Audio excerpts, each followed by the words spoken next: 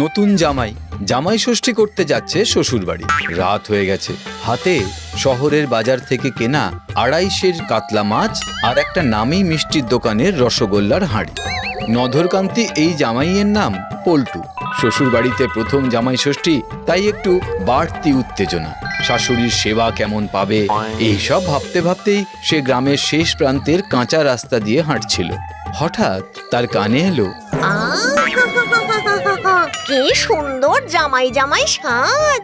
তা বলি যাচ্ছটা কোথায় আজ? হ্যাঁ, পল্টু থমকে দাঁড়ালো। চারপাশে কেউ নেই। সুনসান রাতে পল্টুর চোখে মুখে ভয়ের ছাপ স্পষ্ট। কে কে ওখানে?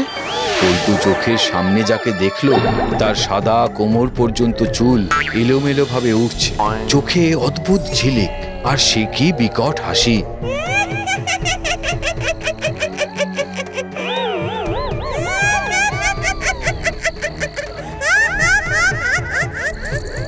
কোথা থেকে এক ঝাঁক বাদুড় এসে ওই গাছটাকে ঘিরে উড়তে লাগলো। বাছা, বলি এই মাছটা কার জন্য নিয়ে যাচ্ছ? শ্বশুর বাড়ি যাচ্ছি, আজ জামাই ষষ্ঠী যে। ও মা, জামাই জামাই জামাই এসেছে। ওরে উলু দে রে উলু দে, এবার আমার এতদিনের শখ মিটবে। আমায় ছেড়ে দিন, দয়া করে ছেড়ে দিন।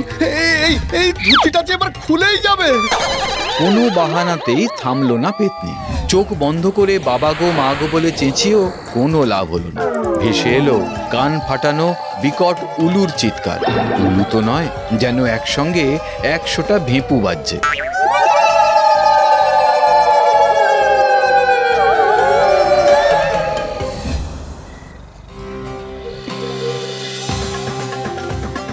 কিছুক্ষণ পরে পল্টু দেখে ও এসে পৌঁছেছে একটা পুরনো ভাঙাচোরা বাড়িতে। চোখের সামনে চিতাকাঠ দেখে পল্টু আঁতকে ওঠে। জামাই ষষ্ঠীর দিন কি তাহলে শেষে চিতাকাঠেই? এসো তো জামাই, এসো এসো, বসো, এই চিতা কাঠে বসো। এই চিতা কাঠে কেন? আর আপনি কে? আমি তো তোমার শাশুড়ি গো।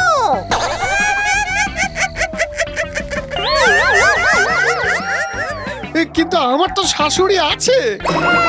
ও তো জীবিত শাশুড়ি, আমি হচ্ছে তোমার ভূতুড়ে শাশুড়ি, বুঝলে কি না? আসলে কি জানো তো, আমার কোনো জামাই নেই, কিন্তু শাশুড়ি হওয়ার বিরাট শখ ছিল যখন আমি বেঁচে ছিলাম। পল্টু বুঝলো ও মোক্ষম ফেঁসেছে এই ভুতুড়ে শাশুড়ির পাল্লায় পড়ে। বলি জামাই, চিতা কাঠের উপর দাঁড়াও তো, এবার একটু বরণ করে নিই তোমায়। পল্টু তো ভয়ে চিতাকাঠের উপর উঠে দাঁড়ালো। পেতনির কাছে ভেসে এলো কঙ্কালের মুন্ডুর মালা। এই মালাটা আবার কেন? জামাইকে বরণ করব বলেই তো বিভিন্ন শ্মশান থেকে একদম টাটকা মুন্ডুর মালা গাঁথিয়ে আনলাম। দেখি তো, দেখি, পরিয়ে দিই জামাইকে। পল্টুকে মালাটা পরাতেই ওর তো যায় যায় অবস্থা। বলছি বরণ তো হলো, এবার বাড়ি যাই। বাড়ি যাবে কি গো জামাই? এই তো সবে সেবা শুরু হলো। দুদণ্ড বসো, আমি একটু খাবারগুলো আনি। ভুতুড়ে শাশুড়ি এবার চলে যায় খাবার আনতে। ও রান্নাঘরে চোখ রাখতেই দেখে ভুতুড়ে শাশুড়ি নিজের 2 পা উনুনের আগুনে ঢুকিয়ে দিয়ে রান্না করছে। জামাইকে উঁকি মারতে দেখেই বিকট ভাবে হেসে ওঠে।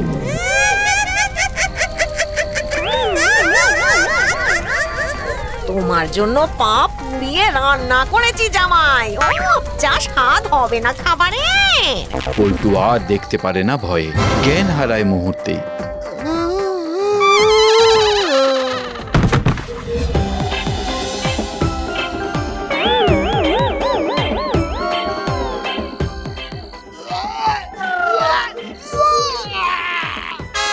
এত দুর্গন্ধযুক্ত পচা খাবার ডাস্টবিনের গন্ধকেও যেন হার মানাচ্ছে। এই খাবারের সামনে আর 1 মিনিট বসে থাকলেই পল্টু অক্কা পাবে। হঠাৎ মাথায় বুদ্ধি খেলে যায় পল্টুর। লাজুক মুখ করে বলে, শাশুড়ি মা, বলছি কি, সকলের সামনে খেতে না ভীষণ লজ্জা লাগছে। ওহো, আগে বলবে তো জামাই। এই এই সবাই বাইরে যা তো, বাইরে যা। খাও তো, খাও খাও বাছা, আরাম করে খাও তুমি। আমরা ঘর ফাঁকা করে দিলাম।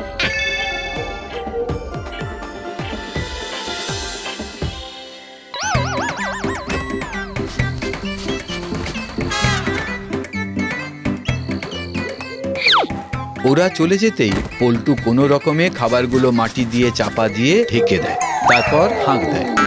শাশুড়ি মা, খাওয়া হয়ে গেছে। এক ডাকেই ভুতুড়ে শাশুড়ি এসে হাজির। পল্টু একটা মিথ্যে মিথ্যে করে জোরে ঢেকুর তোলে। এবার আসি। ওহো, যাই যাই করছো কেন জামাই? এবার একটু বিশ্রাম নাও, তারপর তোমাকে নাচ দেখাবো। নাচ? হ্যাঁ, জামাই এসেছে বলি একটু এন্টারটেনমেন্ট তো করতেই হবে নাকি? এরপর সেই এন্টারটেনমেন্টের নামে যা যা হলো পল্টুর দুঃস্বপ্নেও তা কোনোদিন ভাবতে পারেনি। চারপাশ থেকে একে একে কঙ্কাল ভূত এসে জড়ো হলো। তারা সবাই মিলে নাচ শুরু করলো। এমন অদ্ভুত নাচ যে পল্টুর চোখ কপালে ওঠার মতো অবস্থা। এই দেখো জামাই, আমার স্পেশাল নাচের স্টেপ। পল্টু বুঝলো এরা যদি ওকে এখানেই রেখে দেয় তাহলেও আজকেই শেষ হয়ে যাবে। এক মিনিট, বিরাট বড় একটা গন্ডগোল হয়ে যাচ্ছে। কি হয়েছে জামাই? এদিকে পল্টুর আসল শ্বশুর বাড়িতে সবাই চিন্তায় পড়ে গেছে। হ্যাঁ রে, জামাই এখনো এলো না কেন মুনি? নিশ্চয়ই পথে কিছু হয়েছে। পথে যে কি হয়েছে তা পল্টু হাড়ে হাড়ে টের পাচ্ছে, কিন্তু বুদ্ধি ভেঙেছে এখান থেকে বেরোনোর। শুনুন শাশুড়ি মা, একটা কথা বলি। বলো না জামাই, বলো কি চাই? আসলে আজ তো জামাই ষষ্ঠী। এই দিনে একটা নিয়ম আছে। কি নিয়ম? ষষ্ঠীর লগ্ন কেটে যাওয়ার আগে আসল শাশুড়ির পা ছুঁয়ে প্রণাম না করলে অমঙ্গল হয় জামাইয়ের। আর জামাইয়ের অমঙ্গল হলে আপনি কি সেটা মেনে নিতে পারবেন? একদম নয়, একদম নয়। অবশ্যই তুমি আসল শাশুড়ির পা ছুঁয়ে প্রণাম করবে। সত্যি? আপনার মতো এরকম উদার মনের শাশুড়ি পাওয়া জামাইদের কাছে ভাগ্যের ব্যাপার। আমি তাহলে আসি। শুধু তুমি কেন, আমিও তো যাব। তোমাকে আজকের দিনে একা ছাড়তে পারি? এখনো কত সেবা বাকি। এখনো বাকি আছে। পল্টু ভাবে আগে তো যাওয়া যাক, তারপর শ্বশুর বাড়ি গিয়ে কিছু একটা ব্যবস্থা করা যাবে না হয়। মুহূর্তের মধ্যেই ভুতুড়ে শাশুড়ি জামাইকে কোল পাঁজা করে তুলে নিয়ে উড়ে যায়। এদিকে আসল শাশুড়ি দাওয়ায় অপেক্ষা করতে করতে দেখলো আকাশ থেকে উড়ে উড়ে জামাই নামছে পেতনির কোলে। শাশুড়ি তো ও মা গো, জামাই ভূত বলে সেই যে অক্কা পেল, আর তার জ্ঞান ফেরে না। পল্টু এক ঝটকায় উঠোনে নেমে দেখলো শাশুড়ি আর নেই। আগে ছিল একটা ভুতুড়ে শাশুড়ি, এখন দুটো। ও বাবা গো, ও বাবা! পল্টু দেয় এক দৌড়। একদিকে সদ্য শাশুড়ি ভূত, অন্যদিকে ভুতুড়ে শাশুড়ির সঙ্গে তুমুল ঝগড়া বেঁধে যায়।